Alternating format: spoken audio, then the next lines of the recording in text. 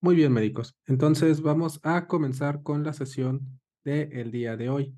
Estamos en el simulador de Airmaster, como ustedes bien saben, nuestro simulador favorito, y vamos a aprender o recordar o en su defecto enfatizar cómo vamos a enfrentarnos a los casos clínicos del ENARM 2023. Ustedes de seguro ya llevan varios simuladores, algunos han tenido buenos puntajes, otros han tenido puntajes suficientes y otros todavía no alcanzan lo necesario.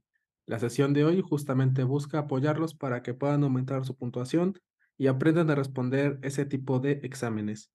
La forma en la que lo hacemos en el curso y hemos hecho desde pues prácticamente el momento en que yo hice el ENARM tiene la siguiente estructura.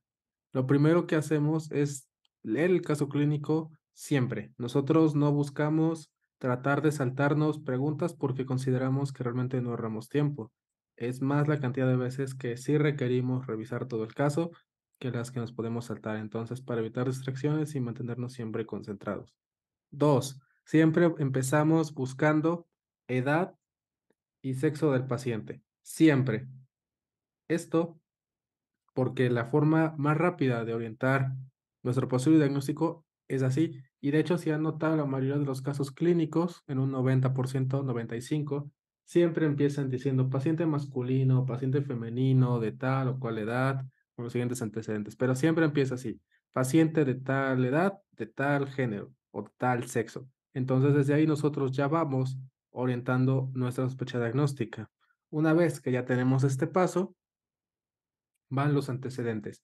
Con antecedente de diabetes desde hace tantos años, con antecedente de hipertensión desde hace tantos años, que tuvo resección de un tumor benigno en la cara desde hace tanto tiempo, que refiere consumir tales medicamentos, sin comorbilidades. Bueno, pues así ya te vas, porque si nosotros pensamos desde el inicio nos viene paciente femenino de 19 años, pues ya vamos a ir sospechando, ¿no? Probablemente tenga una infección, probablemente sea un caso de gineco en una paciente embarazada, probablemente a lo mejor hasta tiene que ver con psiquiatría.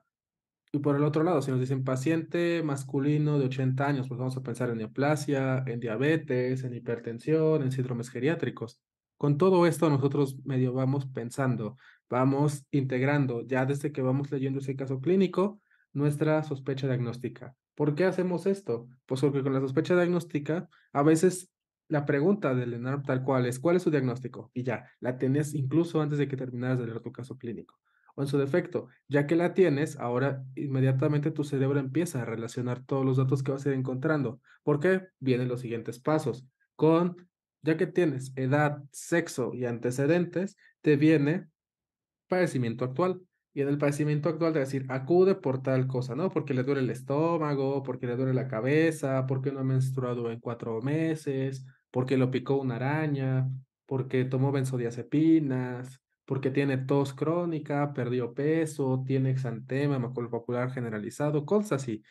El mismo caso te va dando los datos clave. Todos los casos clínicos del ENARP, al menos los 2 años que llevamos acá haciendo esto, tienen una estructura muy similar. A lo mejor de repente intercalarán, pero siempre te vienen estos elementos. Entonces, así tú vas revisando, vas leyendo y antes de que te des cuenta ya vas integrando tu caso clínico. Posteriormente, ahora sí viene lo interesante. Te dan estudios de laboratorio y de gabinete. En el ENARP, afortunadamente, son chiquitos, o sea, te dan poquitos. Entonces no tienes que preocuparte de que no tiene tanto valor específicamente de 1,57 porque 1,60 es diagnóstico y 1,42 ya no lo es, ¿no? Y estás en zona gris. Entonces es imposible responder este caso, ¿no? Claro que no. Te va a decir, hace un valor que sea específicamente ese para que no quede duda de que tienes la patología o en su defecto te va a dar un estudio de imagen que te va a confirmar o te va a orientar en caso de que tengas varias sospechas diagnósticas. Al último paso siempre te van a dar entonces el estudio de gabinete, ¿no? Que puede ser la placa, puede ser la TAC, puede ser el ultrasonido, puede ser la gammagrafía, o te pueden dar estudios de laboratorio tan sencillo como una BH, unos electrolitos, una gasometría, pero difícilmente te van a poner muchos valores muy raros, solo te van a dar el valor o los valores que requieres para confirmar tu diagnóstico. Y si te llegan a poner algunos estudios más específicos, más finos, únicamente te va a decir que es positivo, o a lo mejor te da el valor numérico y entre paréntesis positivo o negativo. Entonces no te preocupes tanto. Ya que tenemos todo esto, ahora sí vamos a integrar nuestro diagnóstico o nuestra sospecha inicial y la confirmaremos en el examen. Suena muy difícil, a lo mejor las primeras veces, si es que no habían visto esos talleres antes, pero vamos a ver cómo es muy sencillo, cómo no cuesta trabajo y hasta podemos ganar tiempo. Entonces, antes de comenzar con la sesión de hoy, ¿tienen alguna duda o alguna pregunta? Muy bien, entonces, lo que vamos a hacer es responder el día de hoy 20 preguntas divididos en dos quiz express del simulador para que sea más sencillo. Vamos a revisar la pregunta, vamos a usar el método. Vamos a responder entre todos y finalmente vamos a tener la retroalimentación. Eso es algo que yo siempre les he recomendado. Más allá de que ustedes se fijen en cuánto están sacando de puntaje, vean la retroalimentación. A veces ahí viene el por qué es esa la respuesta, pero quizá más importante, y es como yo realmente aprendí estos últimos meses a resolver los casos clínicos, el por qué las otras no eran. De forma indirecta te van diciendo qué tenías que buscar y en su defecto, qué es lo que te estaba distrayendo o cuál es lo que tendrías que tomar en cuenta para llegar a ese diagnóstico. Entonces le ponemos iniciar Quiz Express y ya, tenemos 10 reactivos. Vamos a ver, tenemos un paciente de 28 años de edad con embarazo de 30 semanas de gestación. Antecedente de un parto y una cesárea sin complicaciones. Entonces ya vieron, ¿no? Aquí no nos dieron el sexo, pero nos dieron la edad. Vimos un paciente joven. Ya después vemos aquí 30 semanas de gestación. Suponemos que es mujer. Y ya tiene el antecedente de un parto y una cesárea sin complicaciones. Esto es tan importante. Ahora vemos por qué. Sin complicaciones, acude a valoración en urgencias por referir iniciar un sangrado transvaginal, el cual es rojo, rutilante, es abundante. Se realiza un ultrasonido abdominal, el cual evidencia borde placentario sobre el orificio cervical interno, por lo que se omite tacto vaginal. Muy bien. Al realizar USG vaginal se corrobora el diagnóstico de placenta previa. La frecuencia cardíaca fetal está en 160. La paciente se encuentra con frecuencia cardíaca de 126. Ella sí está taquicárdica. Presión sistólica de 80, ¿no? O sea, está sangrando un montón y llenado capilar de 4 segundos. Datos indirectos de que la paciente está en choque. Ha iniciado con alteración del estado de conciencia. Se activa el código MATER para realizar cesárea de urgencia y reposición de hemoderivados. Ok, entonces tuvo un choque está en choque hipovolémico, ¿no? Ha de haber sangrado un montón. Tras la resolución del embarazo, la paciente persiste con datos de choque hipovolémico, por lo que se opta por realizar una histerectomía y pasar a la sala de cuidados intensivos. Entonces, esto realmente no es de gineco. Como ya se dieron cuenta, esto es más de urgencias. En la paciente diagnosticada con choque hipovolémico severo, ¿qué está indicado administrar? Carga de solución cristaloide, carga de solución coloide, transfusión de concentrado eritrocitario o transfunción de concentrado plaquetario. ¿Cuál le dan ustedes, médicos? Es que puede ser la A y la C. Así es, puede ser la A y la C, pero específicamente, ¿qué nos dice el ATLS cuando estamos ante un choque hipovolémico? ¿Qué es lo primerito? Siempre es lo mismo, sea leve, moderado, severo, siempre es lo mismo.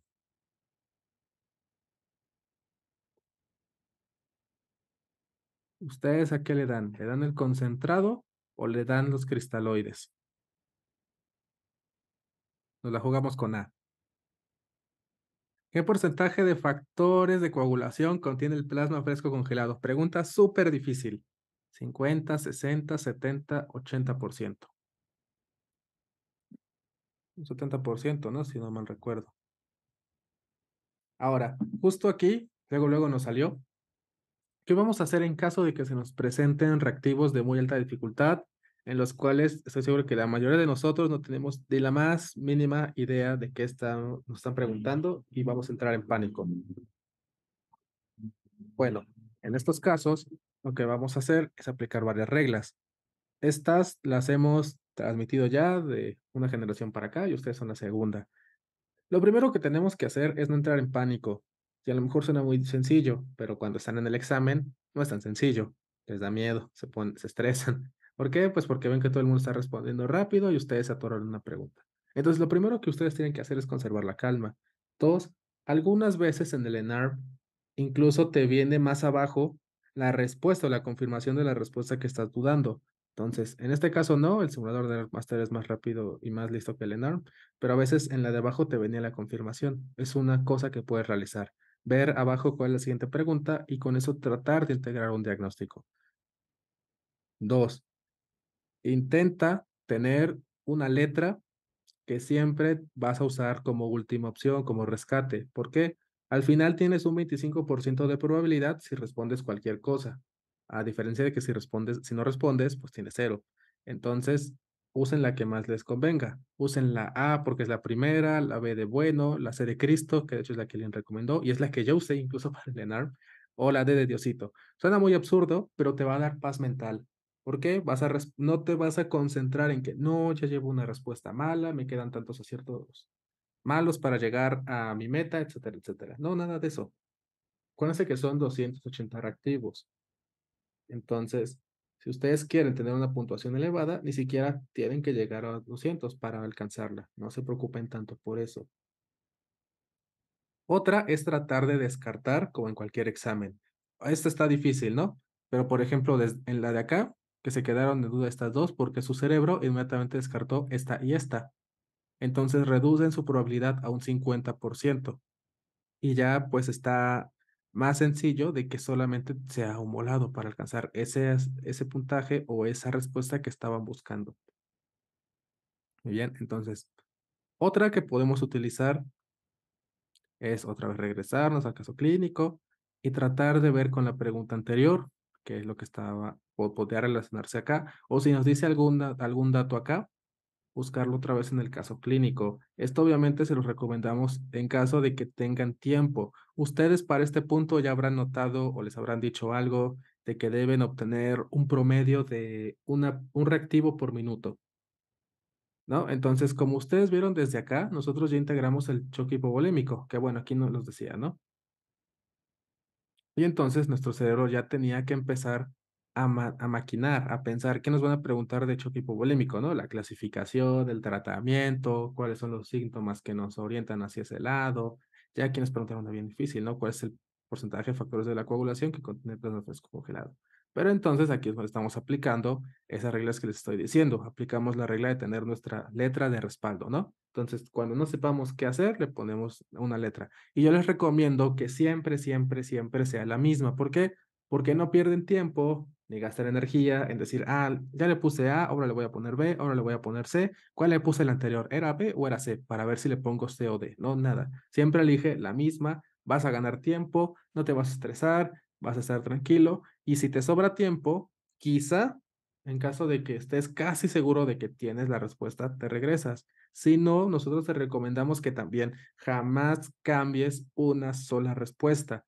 Lo más probable es que no vayas a acertar en tu segundo intento o en su defecto que tengas una buena y la cambies por una mala creyendo que esa era. A mí me pasó, yo solamente tuve duda en tres, o sea, no que me supiera todas y solo fallar en tres, sino que tuve duda para cambiar en tres y de esas tres, dos estaban bien, ya lo revisé cuando salí del examen, entonces pues hasta yo perdí puntos por haber hecho eso.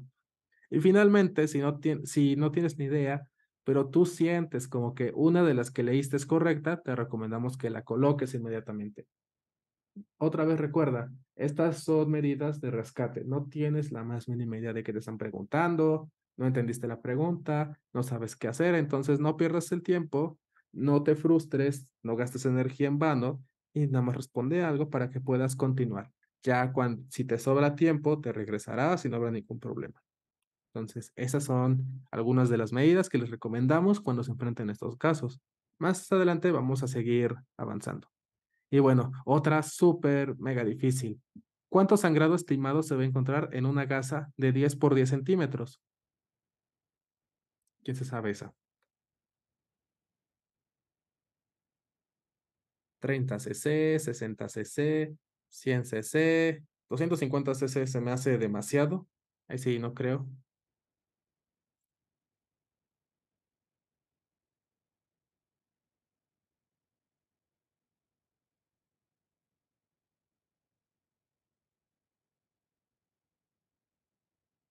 Todos estamos de acuerdo, ¿no? En que son 60 mililitros. Muy bien. Entonces, hemos resuelto nuestro primer caso clínico. Ya veremos más adelante cómo nos va. Ahora, escolar femenino de 6 años de edad. Desde aquí, ¿no? Ya tenemos una niña de 6 años de edad. ¿Cuáles son las cosas que le pueden pasar? Infecciones, desnutrición, fracturas, cosas así, ¿no? Trauma. Entonces, femenina de 6 años de edad con esquema de vacunación completo, ¿no? Te lo dicen por algo. Es llevado a consulta por presentar febrícula, anorexia, odinofagia y dolor abdominal desde hace 4 días. Esto es un cuadro infeccioso viral, ¿no? A la exploración física, temperatura 37,9, frecuencia cardíaca de 100, respiratoria de 22, mucosa oral con úlceras dolorosas en paladar, lengua y carrillos, así como un exantema caracterizado por vesículas ovaladas en palmas y plantas. Ok, entonces otra vez, si nos regresamos y aplicamos las reglas que dijimos al inicio, todavía no responden. Femenino de 6 años de edad, pues ya tenemos, ¿no? ¿Hacia qué orientarnos? Otra vez, como es un niño de 6 años o una niña de 6 años, vamos a pensar lo primerito en desnutrición, en infecciones o en trauma. Esquema de vacunación completo. Entonces no va a ser una de las exantemáticas que se pueden tratar con vacunación. O sea, no va a ser rubiola, no va a ser sarampión, ni ninguna de esas, ¿no? Es llevado a consulta por presentar febrícula, anorexia, odinofagia, dolor abdominal. Es un cuadro viral hasta no demostrar lo contrario. O puede ser incluso un cuadro de faringitis streptocócica, aunque no te vaya a dar fiebre, ¿no? Pero bueno, a la exploración física está en febrícula, muy cerrado la temperatura, pero sí está en febrícula. Estrictamente para tener 6 años no es en taquicardia, pero sí está en taquipnea. Y lo que nos está dando el caso clínico, ¿no? Lo que les dije. Siguiente parte, padecimiento actual. Mucosa oral con úlceras dolorosas en paladar, lengua en carrillos, además de un exantema caracterizado por vesículas. Entonces, aquí, además, estos son los datos específicos. Un exantema caracterizado por vesículas ovaladas en palmas y plantas. La roceola, ¿te da eso? Yo creo que no. La varicela, ¿te da eso? No. La sífilis, no tenemos factor de riesgo. Entonces, lo más probable es que sea un síndrome pie, mano, boca. ¿No? Muy bien, entonces vamos a continuar. ¿Ven cómo es así un poquito más rápido, más sencillo entender todo esto? Pero ahora se viene una pregunta más difícil. ¿Cuál es el agente asociado al cuadro clínico del paciente? Aquí nosotros ya sabemos que es síndrome de pie, mano, boca, entonces nos vamos directito, ¿no? Es el Coxsackie A16, ¿no? Recordemos nada más, pues varicela zoster, pues nos da varicela, ¿no? O el herpes parvovirus B19 y enterovirus, pues nada que ver con estos, ¿no? Y no nos ponen treponema para sífilis. ¿Cuál es la vía de transmisión? Corridas respiratorias, oral fecal, periparto o fomites.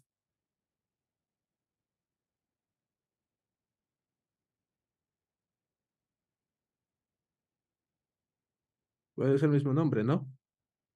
Oral fecal. Listo.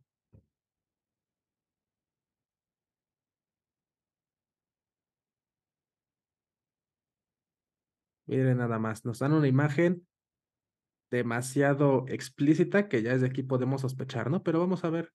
Mujer de 34 años de edad, ¿no? Entonces, mujer en edad fértil, ¿qué nos van a hablar? Infección, trauma, embarazo, a lo mejor diabetes o hipertensión de nuevo, cosas así.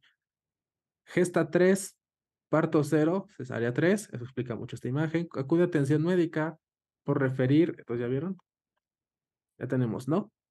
Sexo, edad, antecedentes, cuadro clínico. Por referir cuadro de un día de evolución que inicia posterior al retiro de material de sutura epidérmica con exudado serohemático, así como dolor intenso en herida quirúrgica. Refiere una cesárea electiva hace 8 días con retiro de puntos de sutura hace un día. ¿Ok? ¿No? Eso es padecimiento actual. Llega crónico degenerativos. Entonces se vienen los detalles. A la exploración se evidencia herida quirúrgica de 10 centímetros con disrupción parcial y tejido celular subcutáneo visible, con bordes no aproximados en los extremos de la herida. Entonces, ¿cuál es el número de licencia quirúrgica según el número de cesáreas de la paciente? Pregunta otra vez, dificilísima. ¿Qué hacemos? ¿Le ponemos C o intentamos resolverla? ¿Ustedes qué le pondrían?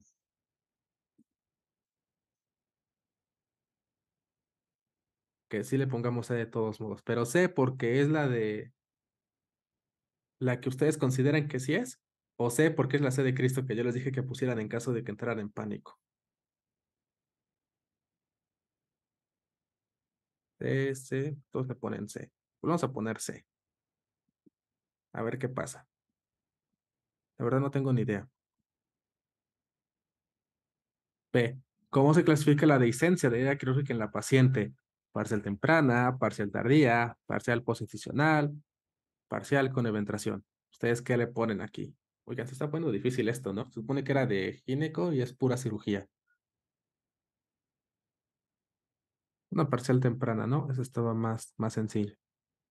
En caso de una eventración o evisceración, ¿cuándo debe lograrse el cierre temprano de la poneurosis? ¿Antes de los 3 primeros días, antes de los primeros 5 días, antes de los primeros 7 días o antes de los primeros 10 días? ¿Ustedes qué le ponen?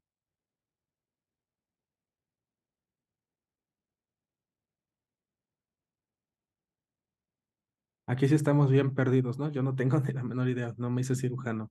Estamos entre la A y la B. ¿Qué vamos a pensar entonces? ¿Antes de los 3 días o antes de los 5? Alguien ya le puso D porque no le tiene miedo al éxito. Pero entonces, ¿qué harían ustedes? Intenten recordar qué dice la guía de práctica clínica sobre la licencia de heridas.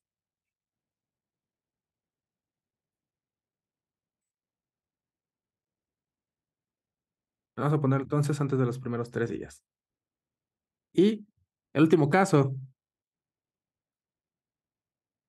aquí usted a valorar un recién nacido de 48 horas de vida. Entonces, desde aquí, ¿no? ¿Qué nos va a dar? Taquipnea, trastorno de recién nacido, síndrome de respiración aguda, bueno, insuficiencia respiratoria aguda, a lo mejor alguna malformación congénita, bla, bla, bla, ¿no? O a lo mejor alguna alteración del tracto intestinal. Entonces, malformaciones. Al revisar la hoja de enfermería, se percata que no ha presentado ninguna evacuación. Corrobora la información con la mamá y confirma. Ok, ¿no? Entonces, ¿cuál es su conducta a seguir? Uno, es normal que la primera evacuación ocurra después de las 72 horas. Dos, indicar lactancia materna o fórmula, pues se debe a probable ingesta baja de alimento. Tres, indicar lactulosa. Cuatro, solicitar radiografía de abdomen. ¿Qué le hacen a este bebecín? ¿Cuánto tarda en evacuar por primera vez un recién nacido?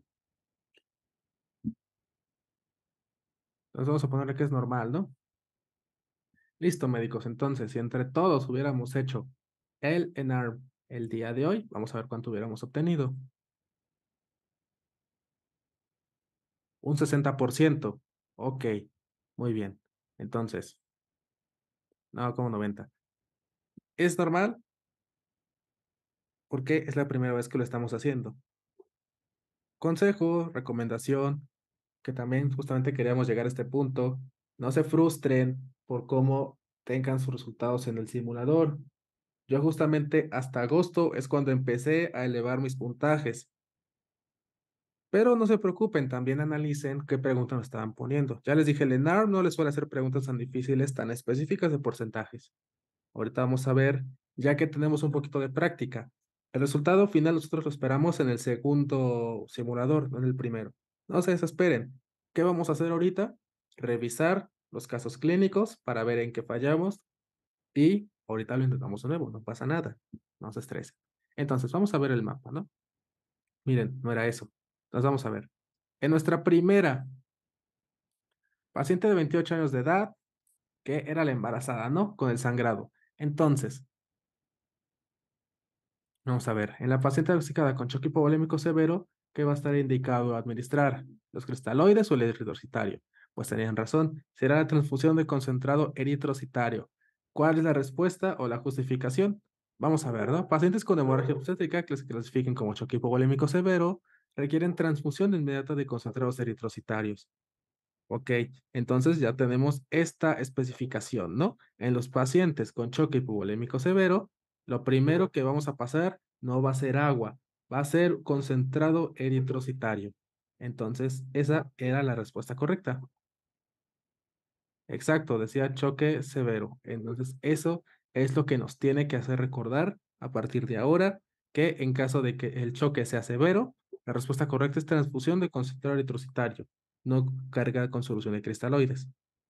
Aunque él prácticamente le agrega las dos al mismo tiempo, pero hacen énfasis en que le tienes que pasar esto o no, justamente. También depende si dice tratamiento inicial o no. Ahora, dato importante que quizá les pueden preguntar, se pueden utilizar de inicio unidades O negativo o por grupos si se conoce, ¿no? Entonces, desde ahí la tenemos. ¿Qué porcentaje de factores de coagulación contiene el plasma fresco congelado? 70%, maestros de la hemofilia. El plasma fresco congelado tiene 70% del nivel normal de todos los factores de la coagulación. Muy bien. ¿Cuántos sangrados estimados tiene una gasa de 10 por 10? 60 mililitros. Maestro, según la GPC, una gasa de 10 por 10 contiene 60 mililitros cuando está empapada. Perfecto. Entonces, estas sí son importantes. Estas siempre se preguntan. Revisen muy bien esa gráfica o esa infografía porque estas sí se las pueden preguntar otra vez. Vamos a ver el siguiente caso, ¿no? Era la niña con el síndrome mano, bueno, pie, mano, boca, que justamente, ¿no? Sí lo integramos. Vamos a repasar un poquito sobre el síndrome pie, mano, boca por si nos lo llegan a preguntar. Entonces, el síndrome pie, mano, boca tiene un periodo prodrómico de 2 a 4 días y se caracteriza por fiebre de bajo grado, anorexia, odinofagia y dolor abdominal. Vamos a ver que el exantema se caracteriza justamente por las vesículas ovaladas, las cuales miden de 2 a 3 milímetros, con localización dorsal y lateral de los dedos. Entonces, a lo mejor es importante recordar en dónde están, así como en la superficie palmar y plantar, porque justamente, ¿no? Solo hay dos enfermedades que nos van a dar exantema en manos y pies. El síndrome pie mano boca es uno. ¿Saben cuál es el otro?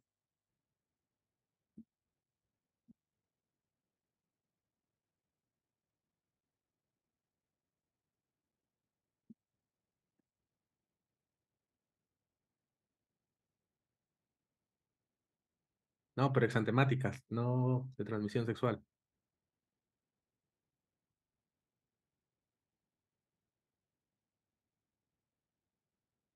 No, varicela, no. No viene aquí. No, Erpangina, no. Pénfigo, no, Kawasaki, ya lo dijeron, justamente, es Kawasaki. Recuerda que el pénfigo ampolloso es otra cosa totalmente diferente, es autoinmune.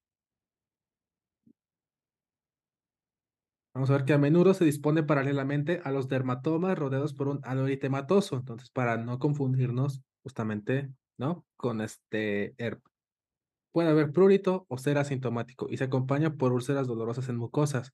¿Cuál es el agente? Coxsackie. Vemos que el más importante es Coxsackie A16. Sin embargo, también puede ser causado por A2, A5, A9 y también incluso por enterovirus 71, que sí lo pusieron acá. Pero pues lo importante es cuál es el agente causal asociado. Pues por frecuencia sería el Coxsackie A16. Y lo mismo, si les ponen dos que pueden ser, la que sea más frecuente, esa es la correcta. La vía en transmisión del causante, ¿cuál es? Oral fecal. Pues te lo dice el mismo nombre, ¿no?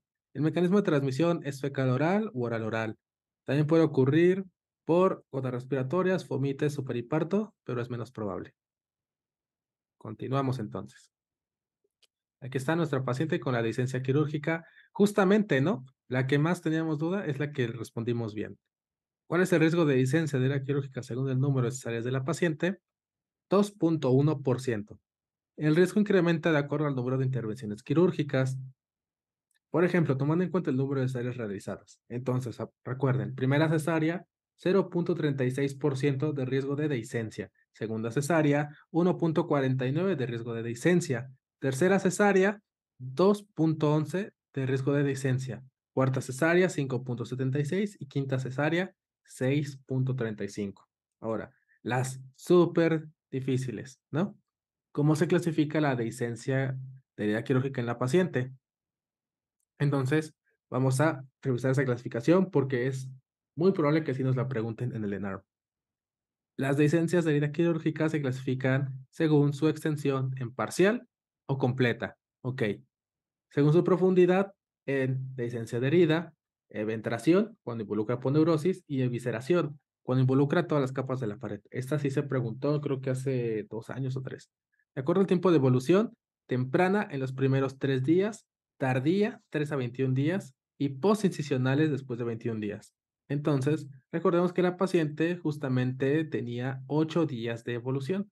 Por lo tanto, entra en una tardía. Entonces, esa era la respuesta correcta. Dehiscencia parcial y luego es tardía.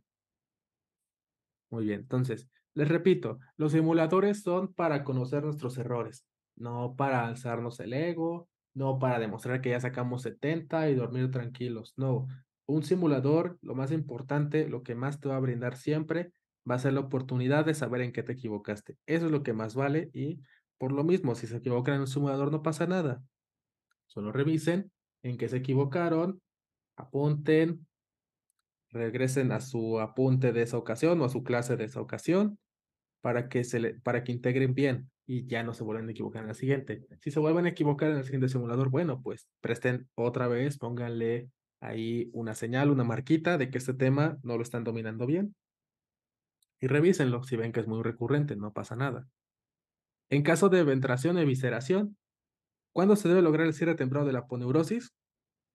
Pues aquí ni para arriba ni para abajo, ¿no? No era la primera y no era nuestra C. Entonces era la D. Vamos a ver. El cierre de la aponeurosis se debe lograr en los primeros 10 días.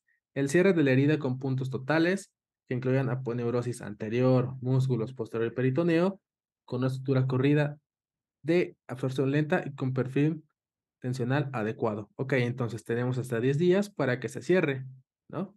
Ahora ya lo sabemos. Y finalmente, lo del niño. Según yo, sí puedes aguantar de hasta 3 días, pero vamos a ver la justificación, ¿no? La mayoría de los pacientes se vacunan las primeras 24 horas. Para este punto ya podemos identificar gas en el recto. Sin evacuo y no hay presencia de gas en el recto, que bueno, pues no nos dijeron, podemos descartar o confirmar un síndrome de obstrucción intestinal. Pues sí, pero pues no nos dijo el por qué, ¿no? Pero bueno. Otra cosa, ustedes jamás se peleen con el ENARM. Nunca. No tiene caso, porque les pueden aplicar una así, una que le falta información, y eso no quiere decir que pues no tengan que ustedes no conozcan del tema, sino que se redactó mal. Al final, los casos clínicos, si bien siempre hemos dicho en esta plataforma, en este canal, en esta comunidad que somos, que realmente los casos clínicos se hacen para ser respondidos, pues también quién sabe quién los hace, por qué Pedro Cifrus es tan cruel y de repente te pone cosas así, pero no pasa nada, es normal, no se desesperen. Al momento, ¿tienen alguna duda?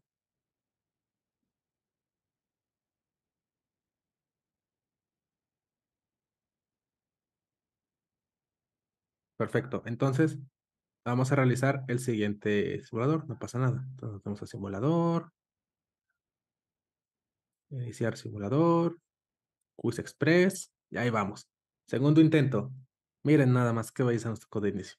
Paciente masculino de 70 años de edad, ¿no? Otra vez, varón de 70 años, nos van a aplicar alguna de comorbilidades o enfermedades crónico-degenerativas, se los juro por Diosito. Con antecedente de enfermedad renal crónica, acá digo 5, en terapia de sustitución renal desde 8 meses, mediante diálisis peritoneal. Va que va.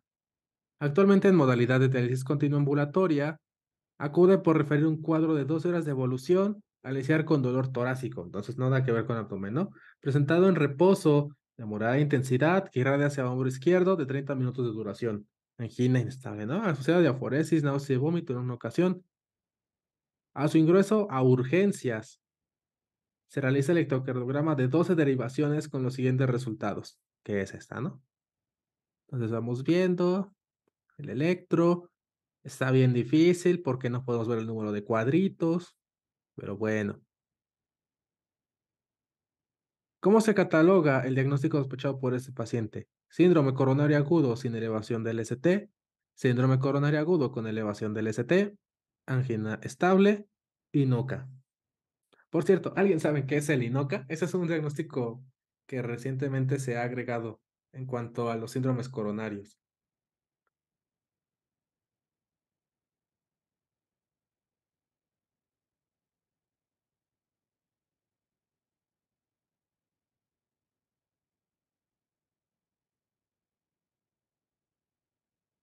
¿no? Bueno, el INOCA propiamente se refiere a a la isquemia y también a las alteraciones o enfermedades arteriales coronarias no obstructivas. Es un diagnóstico nuevo, pero bueno, dudo mucho que les hagan eso en el ENARM. ¿Ustedes qué creen que tiene este electro?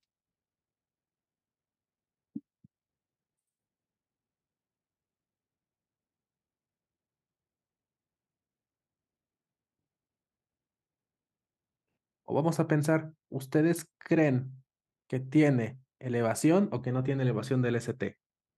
Yo me quedaría con esas dos porque no cumple por estable, le tocó en reposo,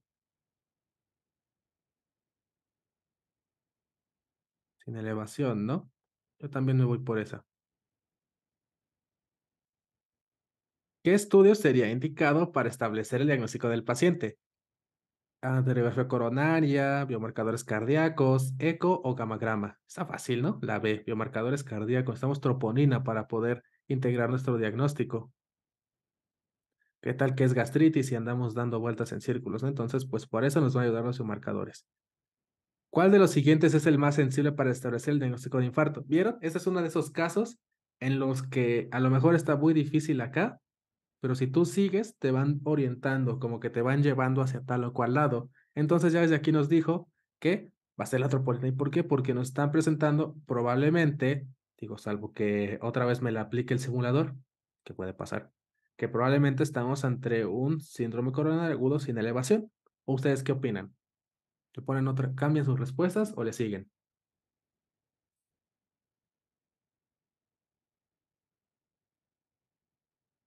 Pues recuerden, nada más la troponina ahí es la más sensible, ¿no? Entonces nos morimos todos juntos. Sale. Caso clínico en inglés, ¿no? Vamos a ver. 32 years old woman goes to the emergency room from surgery after referring start of labor. During delivery, the dilatation and effacement are completed, and she goes to the expulsion room, where a single live female product is obtained vaginally that reads and cries at birth. During the third period of labor, umbilical contraction is performed without being effective. Uterine massage is performed, and no placenta is obtained. At that time, the worried mother asked about her placenta. Pardon. Since a previous pregnancy, she mentioned that it got stuck.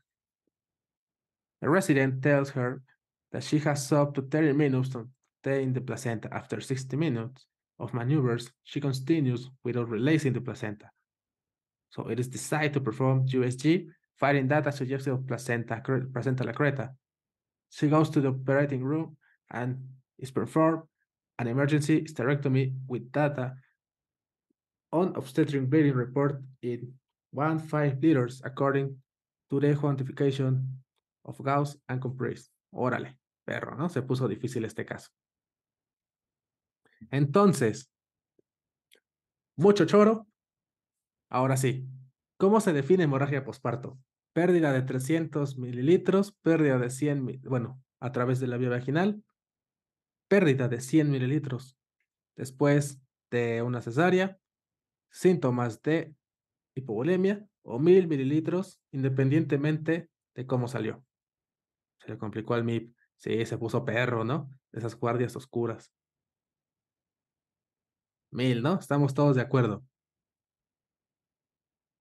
Ahora, ¿cuál es la principal causa de hemorragia posparto, no? Aquí te vienen, obviamente, las 4 Ts. ¿Se acuerdan cuáles son? Acuérdense de las 4 Ts de la hemorragia obstétrica. Todos estamos de acuerdo en que es atonía uterina, pero acuérdense cuáles son las 4 Ts. La de López Obrador, ¿no? Y su sistema de salud parecido al de Finlandia o Dinamarca, ya no me acuerdo. Tono, trombina, tejido y trauma. Acuérdense de esa siempre que estén en hemorragia obstétrica. Entonces, ¿cómo clasificas el sangrado en este paciente? Sangrado menor, moderado mayor, severo, clínicamente significativo. ¿Qué le ponen?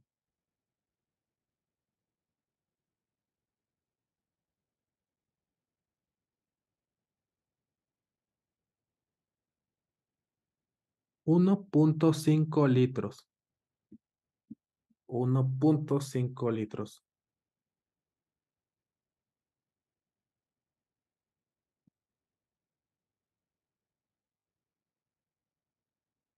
menor, moderado, mayor, severo. ¿Qué le ponen? ¿Qué le ponen?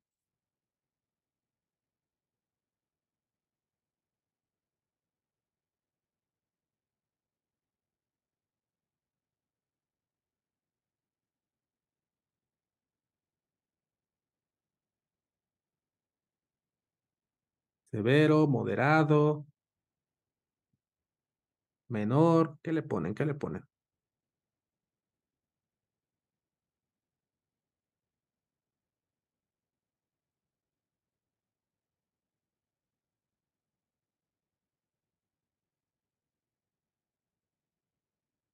Severo, moderado.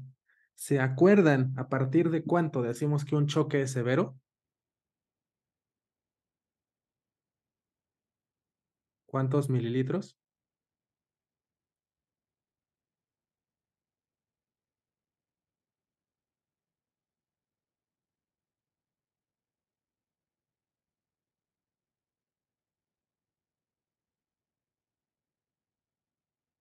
1500 para moderado o para severo.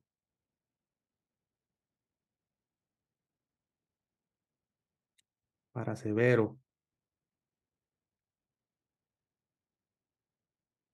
Acuérdense, de acuerdo a la guía de práctica clínica, ¿cuánto te dice? Severo, moderado, moderado, severo. ¿Cuál le dan? Nos vamos por severo entonces, ¿no? Va, severo.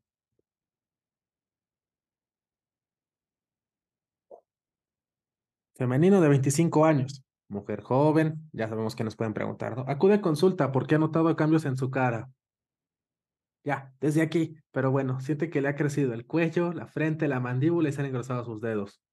Acromegalia, manos y pies. Su voz es más grave y se le refiere que ronca, a su vez se siente deprimida. Exploración física, TA elevada, ¿no? 164/98, cardíaca 78, respiratoria 19, la temperatura 36,3 con acantosis nigricans en cuello y en hombros.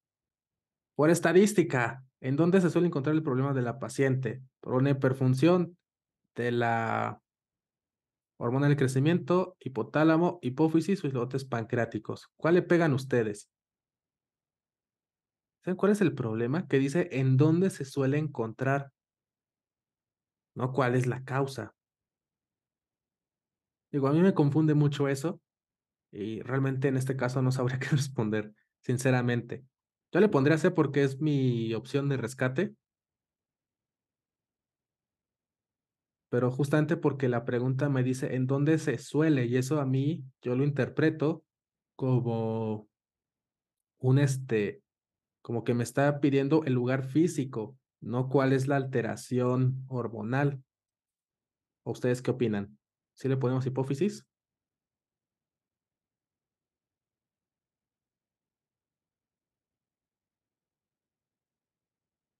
Justo no sé si le tiene signos de acromegalia. Bueno, acromegalia la puedo explicar prácticamente todos.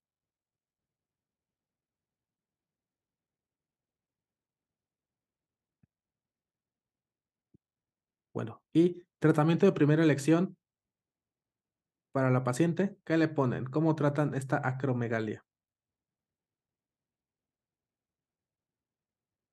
O creotide, le ponen uno. ¿Alguien da más, alguien da menos? Cirugía transfemoral. Yo también estoy entre esas dos, porque justamente va a depender, ¿no? De qué estamos buscando. ¿Cuál es la causa de la acromegalia?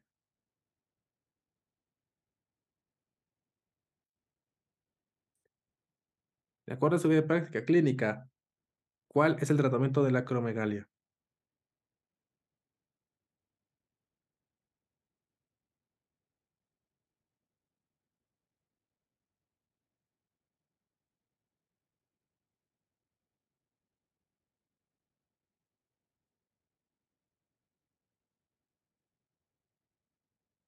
La primera lesión, lo más probable es que sea la cirugía transfemoral. ¿Por qué? Pues porque generalmente esto es un adenoma hipoficiario. Yo me voy por esa. Pero ¿ustedes qué opinan? ¿Si le ponemos esa o le ponemos celocreotide? O le ponemos cabergolina, fierro.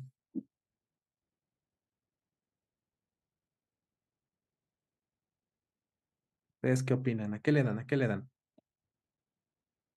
Entonces, ¿no? Nos morimos todos juntos. Va. Siguiente. ¿Cuál es el signo más común en pacientes pediátricos con IBU? ¡Oh! Disuria, fiebre, vómito o dolor abdominal.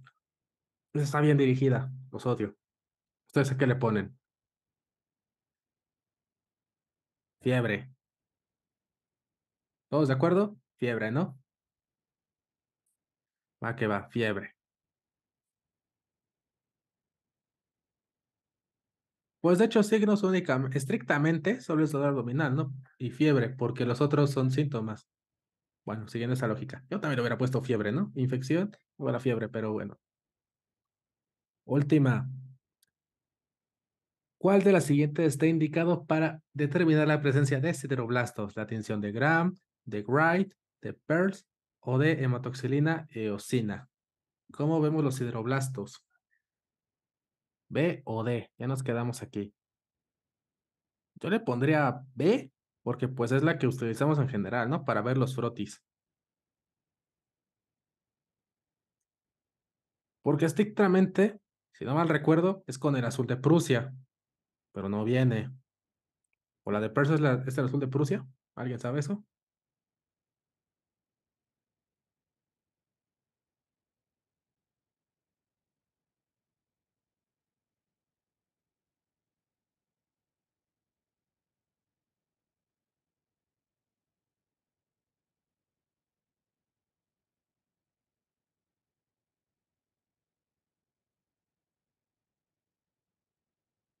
Muy bien, entonces vamos a ver cómo nos hubiera ido en nuestra segunda ronda. Ah, ya se acabó. Muy bien. ¿Terminamos? Sí. Hubiéramos obtenido 90 médicos. Ahí está, se logró. Ya, pásenle de una vez por su plaza a otorrino y oftalmo porque ya pasamos el ENAR. ¿Ya vieron cómo siempre nos va mejor en la segunda parte? ¿Cómo ven? ¿A dónde van a querer irse médicos? ¿Cuál les sucede? ¿Cuál van a elegir? ¿Trauma? ¿Genética? ¿Eligen el camino de la pobreza como su servidor? ¿A dónde se van? Vamos a revisar nada más, ¿no? En dónde nos pudimos equivocar.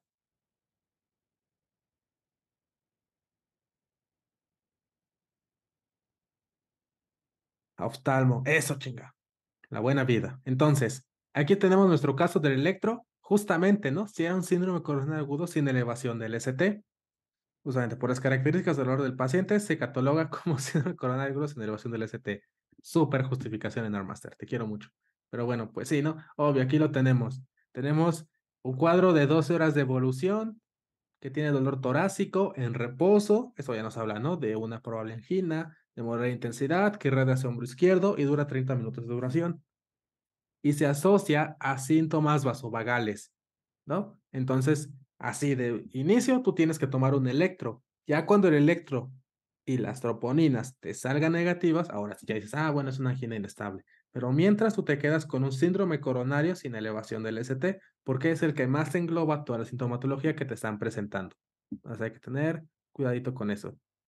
¿Qué estudio es el indicado para establecer el diagnóstico del paciente? Ahora sí, los biomarcadores cardíacos. ¿Por qué? Porque es el más barato, el más sencillo, el de primera elección, ¿no?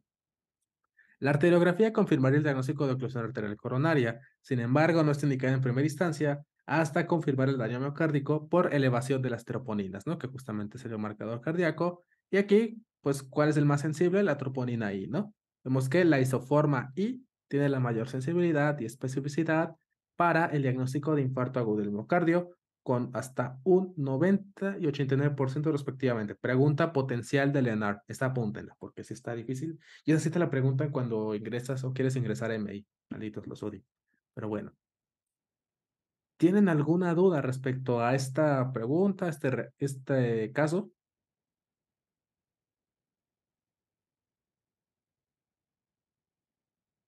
Parece que no, ¿verdad? Está muy clarito. Entonces, también les digo, esto a mí sí me pasó muchas veces en el ENARM cuando yo lo realicé. Tenía mis dudas, bueno, tenía mi diagnóstico presuntivo, pero si tenía duda, me iba bajando y aquí me iba confirmando, ¿no? ¿Por qué me pediría una angiografía, una arteriografía o unos biomarcadores? Pues porque obviamente son cicaces, ¿no? Entonces, y ya si tuviera más duda, aquí me la remata, ¿no? Pues entonces, ¿qué lo vas a pedir para confirmar tu diagnóstico inicial y justificar tu respuesta anterior? Lo ponen ahí, no había más. La mujer que se pudo sangrar un montón, ¿no? ¿Ya vieron? Se los dije. Les hice caso, pero no, se los dije. Mujer de 32 años, entonces con sangrado. ¿Cómo se define la hemorragia posparto? Aquí tenemos la GPC de prevención y manejo de hemorragia posparto en su actualización de 2021. ¡Qué fino eres! Lo define como una pérdida de sangre mayor o igual a 1000 mililitros o pérdida de sangre con signos o síntomas de hipovolemia dentro de las primeras 24 horas posteriores al parto. Actualmente ya sea cesárea o parto vaginal, entonces tal cual, ¿no? ¿Cuál es la primera causa de hemorragia posparto? Atonioterina, ¿no? Entonces se considera hemorragia posparto primaria cuando ocurre entre las primeras 24 horas posteriores al nacimiento y la causa principal es la atonía uterina hasta el 80% de los casos, la que teníamos duda y por eso se los recalqué muchas veces, pero quería que alguien me diera la contraria. No se logró, pero bueno, vamos a ver, ¿no? ¿Cómo se clasifica el sangrado de este paciente? Por eso yo les dije, de acuerdo al algoritmo de la TLS, ¿cómo se clasifica? La hemorragia se clasifica por la cantidad de sangre en menor cuando es de 500 a 1000 mililitros o mayor si es de más de 1000 mililitros. Y la mayor se subdivide en moderada cuando va de 1000 a 2000 y severa más de 2000. En mujeres con un IMC menor de 18.5, una pérdida sanguínea menor puede ser clínicamente significativo. O sea que si era moderada, ¿no? O eso entendí yo. ¿Ustedes qué opinan?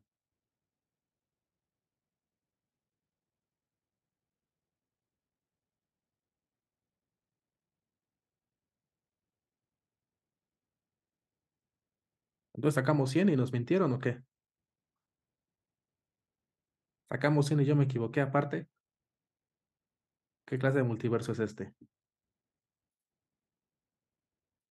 Bueno, mm, dudoso esta situación. Digo, porque por ATLS, pues si era a partir de los, hasta los 2000, es severo. Yo me quedé con eso. Entonces, estrictamente sí sería moderado, aquí mismo lo dice. Pero entonces, ¿por qué? Pues así. Bueno, no importa. Finalmente, la femenina de 25 años. Ah, no, fui yo el que la marcó mal. ¿Por qué no me dicen? Ya ven. Yo le puse severo y no era moderado. No me dijeron que me equivoqué al pedirle. Bueno, no importa. El paciente con ¿cómo se llama esto? El paciente con la acromegalia que tenía. Entonces, el defecto estaba en la hipófisis. Entonces, justamente, ¿no? Sí entendimos el truco, o qué es lo que nos querían decir ahí. Se trata de una paciente con acromegalia. La enfermedad es consecuencia de una secreción excesiva de hormona del crecimiento después del cierre de los discos epifisiarios. El 95% por tumores hipofisiarios y el 5% por hipotálamo. Y en menos del 1% la causa no está identificada. Entonces, justamente nos pedían el sitio anatómico de donde estaba sucediendo la alteración. Y justamente es la hipófisis. ¿Y cuál es el tratamiento de primera elección? Pues justamente, si sabemos que es un adenoma, lo primero que vamos a hacer es cirugía transesfenoidal. Como dice acá, la resección del adenoma hipofisiario será el tratamiento más efectivo para esta enfermedad, en donde vemos que los agonistas DOPA, análogos de somatostatina y antagonistas del receptor de growth hormone, son las alternativas en el manejo quirúrgico. Perfecto, ¿no? Estaba sencillo.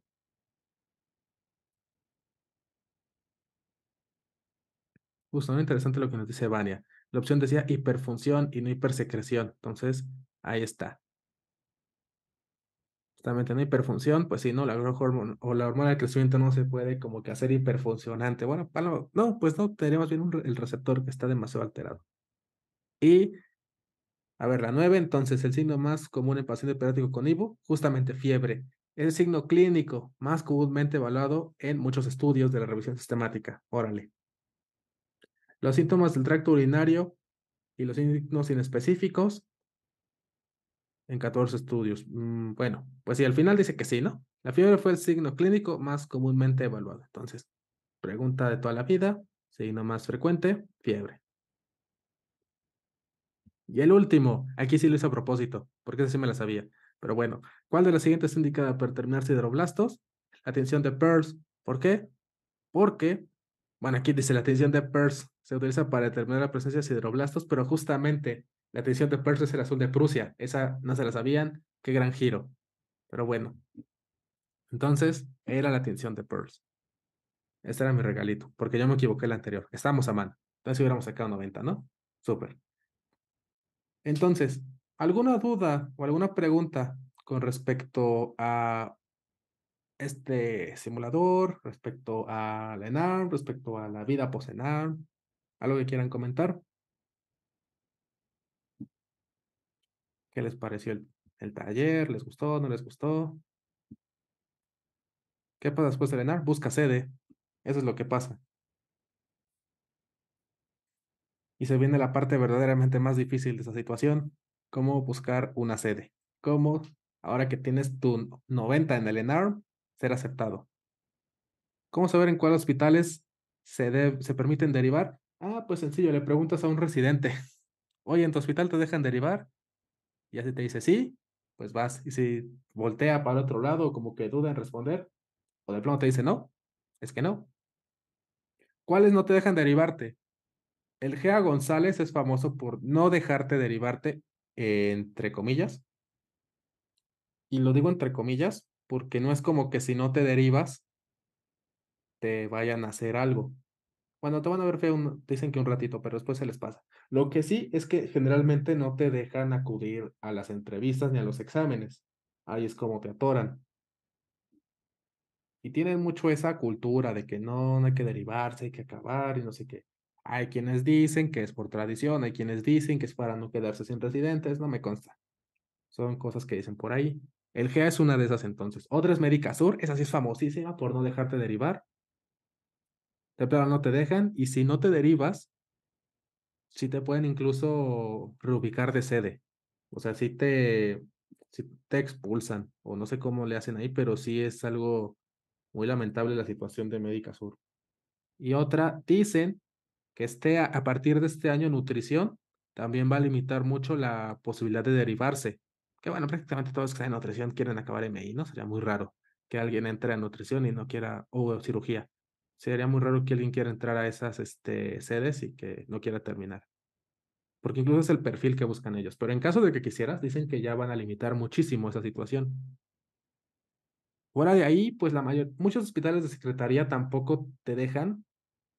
Uno muy famoso es el Belisario Domínguez aquí en Ciudad de México, que justamente ahí sí de plano te encierran para que no te derives. Fuera de eso, de cirugía y medicina interna, no conozco. El IMSS no es que no te ponga trabas, te impulsa a que te derives en caso de que quieras. También generalmente el ISSSTE, todos los ISSSTEs te permiten derivarte, no tiene ningún problema, incluso te dan puntos extra al momento de la rúbrica, si vienes del ISSSTE. Entonces, creo que todos los ISSSTEs hasta cierto punto sí te dejan derivarte. Digo, no les gusta, pero no te ponen trabas. En el mío sí me dejan derivar, obvio. En mi cita interna el 20 de noviembre, el doctor se pone triste cuando le dices que te vas a ir, pero te da todas las posibilidades y todo el apoyo para que te derives en caso de que esa sea tu decisión. No, no hay ningún problema. Ahí nos vemos si Dios quiere. Ya tengo mi primer R1. Bueno, no, mi segundo R1 el siguiente año.